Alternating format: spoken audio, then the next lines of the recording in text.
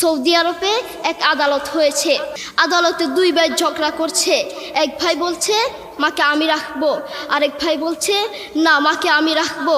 দোনো ভাই ঝগড়া করছে মাকে ঘরে রাখার জন্য। এরপর এক ভাই মাকে নিয়ে চলে যাচ্ছে, আরেক ভাই মাটিতে গড়া দিতে দিতে অবস্থা খারাপ। সৌদি আরবে আদালত হয় মা বাবাকে ঘরে রাখার জন্য, আর আমাদের দেশে আদালত হয় মা বাবাকে ঘর থেকে বের করার জন্য, ঠিক কি না?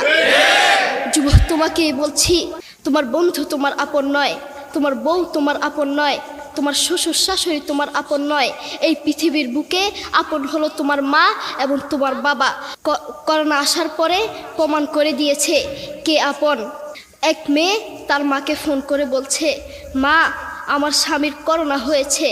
মা বললেন সাবধান, তার কাছে যাবি না, আমি সকালে সিএনজি পাঠিয়ে দিব, তুই টপ করে সিএনজিতে উঠে যাবি।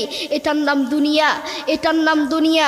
করোনা হওয়ার পরে বন্ধুর কাছে যায় নাই, করোনা হওয়ার পরে শ্বশুর শাশুড়ির কাছে যায় নাই, করোনা হওয়ার পরে স্বামী স্ত্রীর কাছে যায় নাই, কিন্তু করোনা হওয়ার পরে এখনো ইতিহাস আছে মা তার ছেলেকে গিয়ে চুমু খেয়েছে।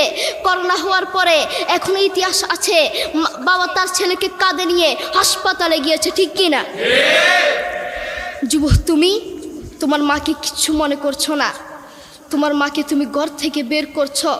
ছেলে বিদেশ থেকে এসেছে, এসে শ্বশুর বাড়িতে গিয়েছে, তারা তাকে উল্টাপাল্টা বুঝিয়েছে।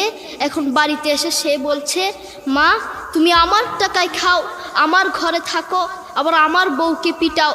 এই কথা শোনার পরে কি কোনো মার কলিজা আছে? মা বাথরুমে গিয়ে আধা ঘন্টা কাঁদতে লাগলেন, কেঁদে অজু করে নামাজে দাঁড়ালেন। নামাজ পড়ে আল্লাহর কাছে বলতে লাগলেন, আল্লাহ তুমি আমার মার উপর রাগ করিও না, আমার ছেলের উপর রাগ করিও না, ও ভুল করেছে, তুমি আমার ছেলের উপর রাগ করিও না, আমি আমার ছেলেকে বুঝাবো। এরপর মা গিয়ে ছেলেকে বুঝাচ্ছেন, বলছেন বাবা তুমি আমাকে বের করে দিবা, সমস্যা নেই, তুমি আমাকে বের করে দিও, কিন্তু আমার একটা স্বপ্ন আছে। ছেলে বললেন কি স্বপ্ন বলেন?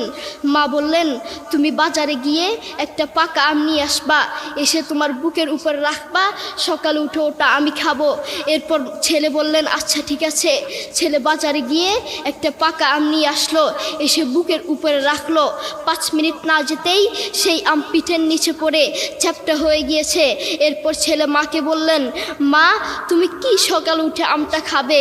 ওটা 5 মিনিট না যেতেই পিঠের নিচে পড়ে চ্যাপ্টা হয়ে গিয়েছে। এরপর মা চোখের পানি ছেড়ে বলল, বাবা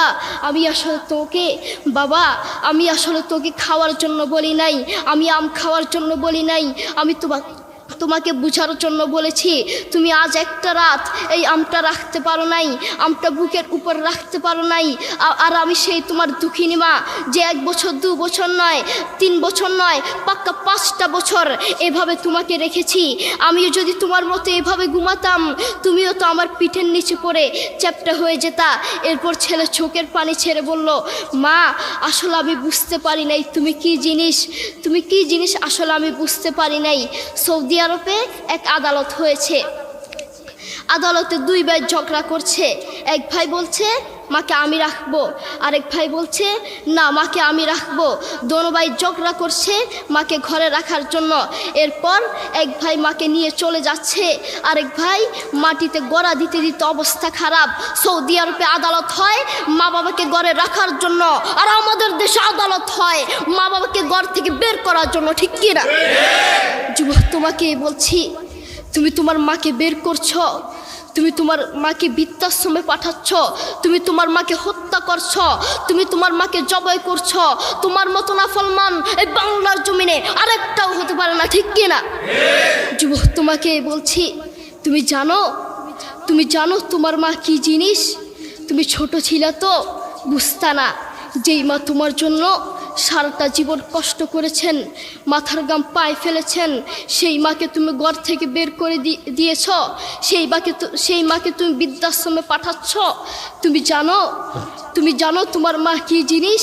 তুমি খোঁজ নিয়ে দেখো, তোমার মা কিছু খেতে লাগলে তোমাকে ছাড়া খেত না, তোমাকে ছাড়া খেত না, অল্প একটু খেত আর সব তোমার জন্য রেখে দিত। আর তোমার বাপ হোটেলে গিয়ে শুধু অল্প একটু ডাল ভাত খেত আর তোমার জন্য সব রেখে দিত। তোমার মার তোমার প্রতি এত মায়া, তোমার বাবার তোমার প্রতি এত মায়া, সেই বাবাকে তুমি ঘর থেকে বের করছ, সেই মাকে তুমি ঘর থেকে বের করছ, বৃদ্ধাশ্রমে পাঠাচ্ছ। তোমাকে আল্লাহর সামনে আসামির কাঠগড়ায় দাঁড়াতে হবে। আল্লাহ তাআলা আমাদের সবাইকে বুঝার তৌফিক দান করুন।